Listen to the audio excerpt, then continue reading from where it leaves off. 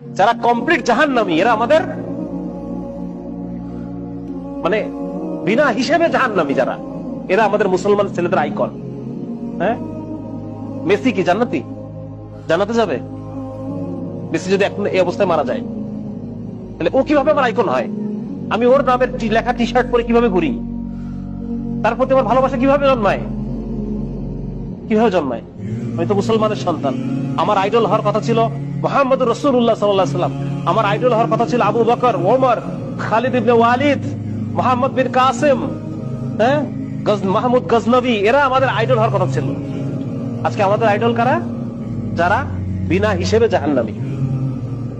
আমি কি মুসলমানের সন্তান না? আমি পড়ি নাই কালেমা লা ইলাহা ইল্লাল্লাহ মুহাম্মাদুর রাসূলুল্লাহ? তাহলে এই ধরনের যারা আল্লাহকে অস্বীকার করে, যারা শিরকে নিমজ্জিত, কুফরে নিমজ্জিত, সিনার মধ্যে নিমজ্জিত, এই মানুষগুলো কিভাবে আমার আইকন হয়? এই জন্য এইটা